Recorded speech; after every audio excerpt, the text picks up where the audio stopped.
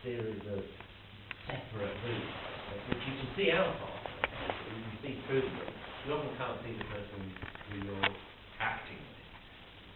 So you're acting through sound, just so you understand. So if I'm acting with Peter, I'm not looking at Peter, even he's in the booth there, because I'd be completely off mic.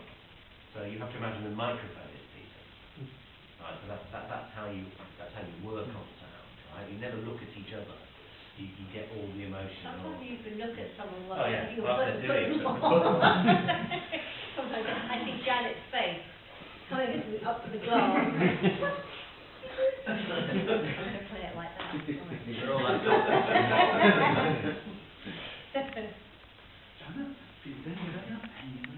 Oh, Janet is a hoot. Yes, actually, I think we should talk about Janet. I think she's not here. She'll make sure. What would we do without Janet in the studio? It would be very dull place, I think. I don't think it would necessarily be dull, but No. she is fab. I'm not saying she's not fab. She is. She is fab. You're accusing me of saying she's not fab? No, she's fab. She is on Twitter, so if you see things like that, somebody will tell you. No, I adore her. No, she is fab. It's very exciting and colourful and lively, very, very funny. Yeah. Because she's done one and said she'd never do it again. Not because of beforehand. She said, I'll do one, and that's it. And having Peter do a sort of reunion one with an older team and we can do it again. But that's it. I'm never doing that again. Jackson be very rude email. That's rude email, nothing personal. Actually, I'll be quite offended immediately that wasn't rude. I like emails. Oh my God. Nothing wrong. No, she's cool. Great. Would anybody like to ask anything of Julianne? No? Well, do it. When we were talking earlier with Sarah, we mentioned for the better want of a better word, the underwear picture.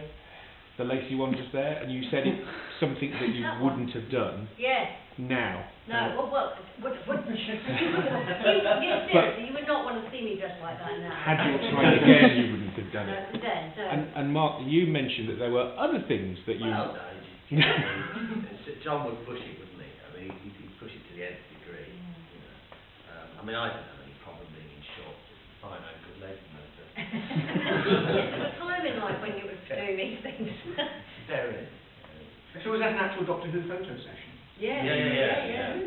Taken somewhere in some studio somewhere by Tower Bridge, I think, to remember. It's what's underneath that. Yeah. I mean, some of the... Yes, that's what's underneath. And that's what I the ended up last story, I'm rather hot, and she takes off there and spends the rest of the story like that. So look, you could look on the right side, you could have been Nicholas. John had a field day with her, didn't he? Nicholas' questions are just how you can take in the fact of women like Nicholas and put her in things like just to be attached to shop. Just put her in clothes.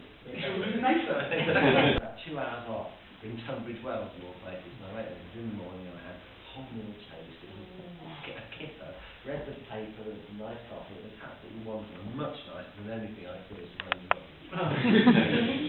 And they appear to live on tomatoes, which I like to work out. We all got bitten in Christmas. We're getting a lovely image of coffee and kippers, and then in the afternoon there's a party. Do you find, Mark, because you live abroad, that when you come to Britain, you start eating all these comfort foods? I do. The minute I land, I have to go and get a pork pie from Sainsbury's, because you can't get them where I live. All of that crap. The minute I arrive, I just eat pasties and pork pies and the odd kipper, because there's just stuff I can't get. Unless I want to pay like $10 for a can of Heinz baked beans, which I don't. So my parents always get me in a kipper for breakfast. You can't get them in the evening. And my mother says, God's gift to Mark is in the fridge, which is silent. Which again, you can get in New Zealand. I actually have that when I go to Scotland. Yeah. I'll get them in the moment. Yeah. Would you want a haggis? Seriously, a haggis. Yeah. That was Mark's one. Again. At times you can only get. I say a haggis when it's in your buns. Yeah. Yes, I usually come. Welcome to your picture. Yeah, we've got the picture. They had piles of them in Portland Mason the other day. Oh, yeah, but do I look as if I'd be allowed in front of them? Don't let me in, we're not that big. this is what happens when you travel the world and start visiting. But with Freak Show, nobody really explained to me about the Companion Chronicles. And so I got the script for Freak Show. And what I did know was what had been said, what David Richardson, the producer, said to me. So this is where we take the companions on their own, and they do one on their own. Now, I thought that meant I did all the characters on their own. I didn't realise there would be other actors there. So I spent like about 5 days learning getting the accent of the American preacher and making sure I got a different accent for all the different characters, right? I actually knows every part of it. How many people are in your Companion Chronicle then? Loads of them. Oh, I just had one It's just the person. two answers. There's you and Toby playing with the end. I don't even know everybody else. No, I mean, Oh, that's there's usually just unusual. 200. There's Yeah, 200. I only have one other person in my Companion There were more characters, I can tell you. And you have the hardest. Because you, Me. yeah, of all, because I thought I'd never do another one. They keep asking, will you do another? I said, no. I don't think you'll End of. It was very dense, that one, because they really gone to the method of being a scientist. He's got really into all the things. Well, I haven't listened to any other Companion Chronicles, so I didn't know how to compare it. I just found it was a minefield. And all this, you know, the doctor said, and then so-and-so Tegan said, and you have to do Tegan, and the doctor... Despite the fact that I lived in Australia. No one can do Tegan. I just found it a very, very stressful procedure, and the thought of doing another one. But maybe I should. Maybe I should rise to the challenge. Not so drippy about it. Acting, particularly on stage, is very stressful. And I mean, absolutely pathetically these days, it's like, you know, I have to do something completely differently. When I get stressed, I have an acting dream. I go back to having an acting dream. And I can even tell you the play I'm in. It's Thomas Decker's The Shoemaker's Holiday, which I've never been in. Great. I can break this. You may be the only human being on earth who has a recurring dream about Thomas Dekker. Imagine if you ever get offered to say, Mark would like to offer you a play. What's it as? It's Thomas Dekker. It's a horrendous dream. I mean, I said to rehearsals, everybody thinks I'm wonderful or whatever, but I never learn the lines. And so when I get the first night, I've got the book in my hand, and we even get to reviews in this dream, right? Reviews later, Mr. Smith, Mark Dixon, excellent performance, just to shake hands. And the worst bit is just before the play starts, I realise I have not learned my lines. That's horrible. And that's And nobody's told me, they just assume I will learn the lines. And I haven't. Awful. Terrifying. I don't want to boast, but you say nobody else can do Tegan but Janet. But listeners to my fabulous visitation audio, I think I do a rather good Tegan. I think it's slightly delusional. No, actually, somebody... I'm sure you're not. No, I would agree. But, no, actually, we were talking at Big Finish the other day about if Janet gave up, we'd have to get Dame Edna to come in. Would replace Janet as Tegan. But it did make the point that if Dame Edna took it over, the performance might be a little subtler. Well, an adaptation of this would, in fact...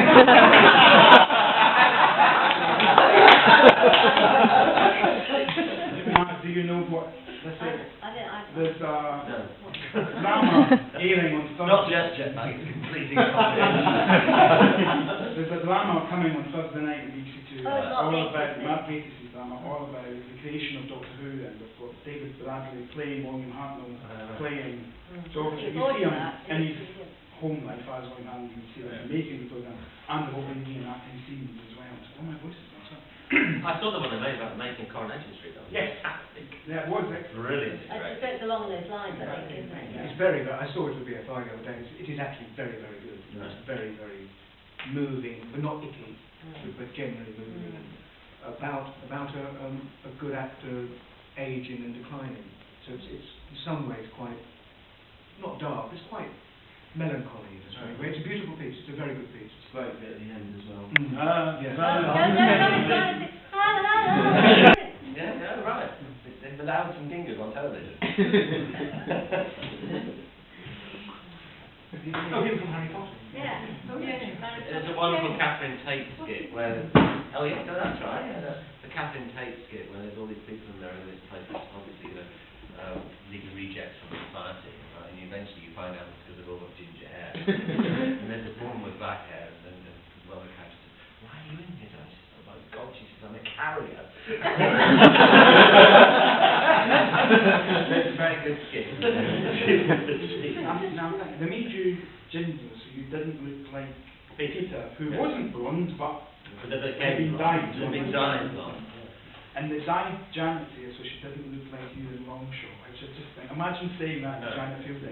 We don't want you to look like Matthew in Longshore. Why, was it intended at one point to have her wearing green pyjamas in the back?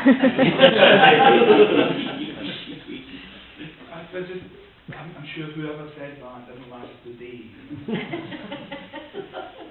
Oh, it's probably your fault, and it should blame you for it. Yeah, why not? Yes. Why not? But yeah, it's the 50 years this week. You say that, and Mark, you're both in the Big Finish celebration, and you've just got a little cameo, and they say that you've got you are the Peter companion. Did you work with anybody you didn't normally work with?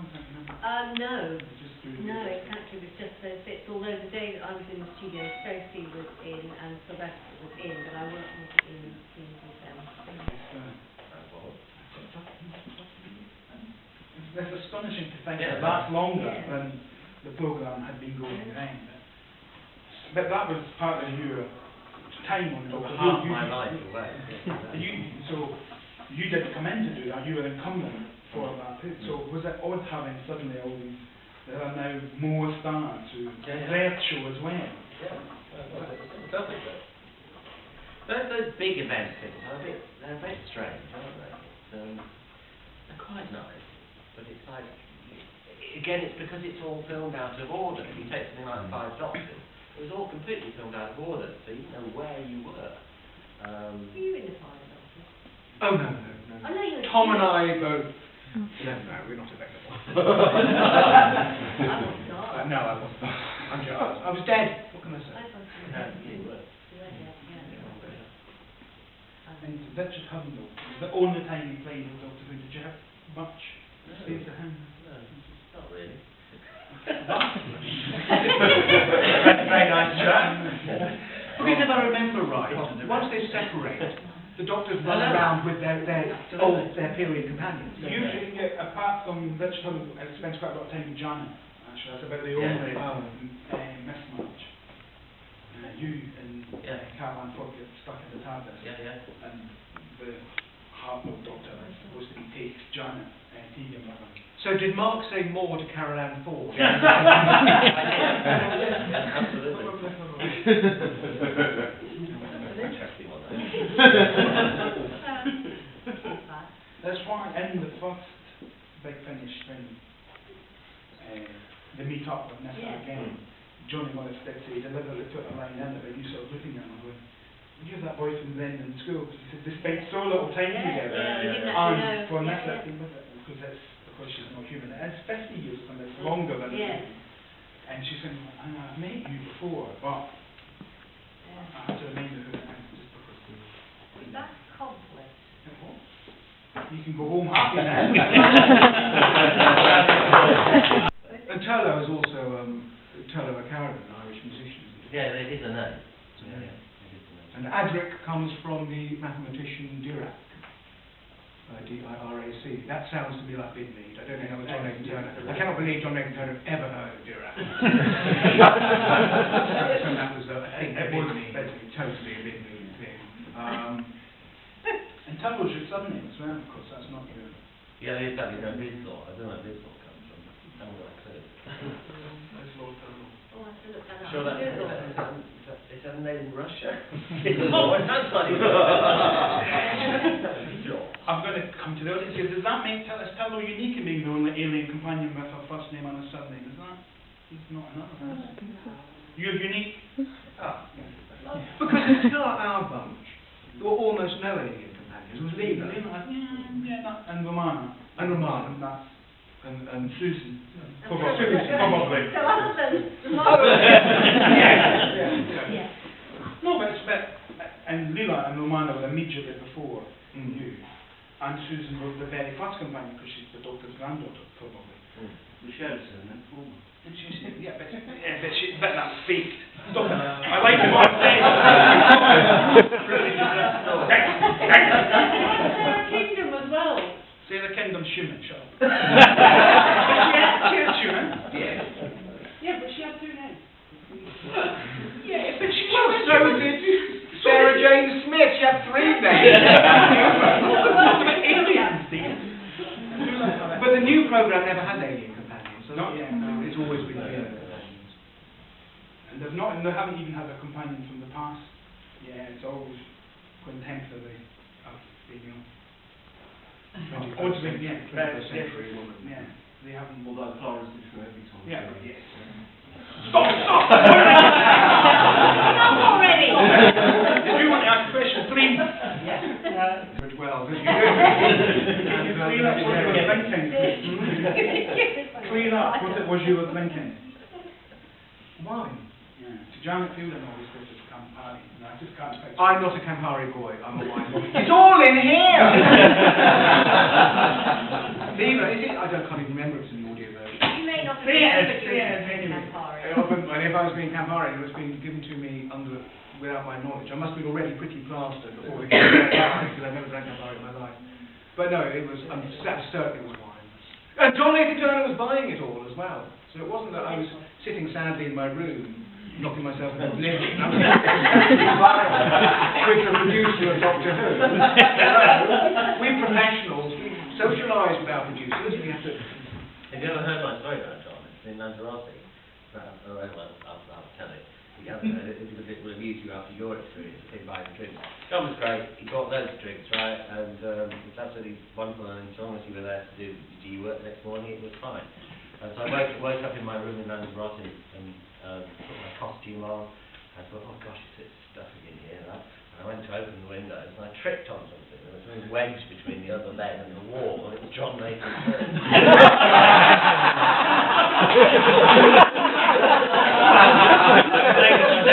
John! Come to go in 5 minutes!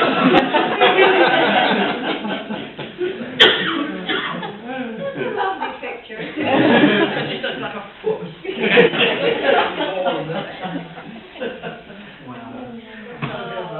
And John Nathan Turner was not at all cross with me the next day. No. I turned green. I think he was really amused. And when the director, Fiona, was a bit sort of, no, you've got to watch your drinking, Matthew.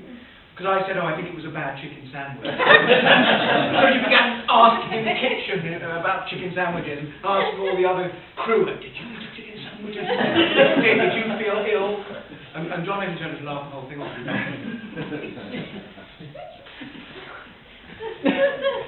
Oh, dear. Did you get the funniest moment of the same one? So many. That'll do it for now. I don't remember that many of his funny moments. I remember in the studio it was always a bit tense, quite frankly. We were always under time pressure, and there was always some stress going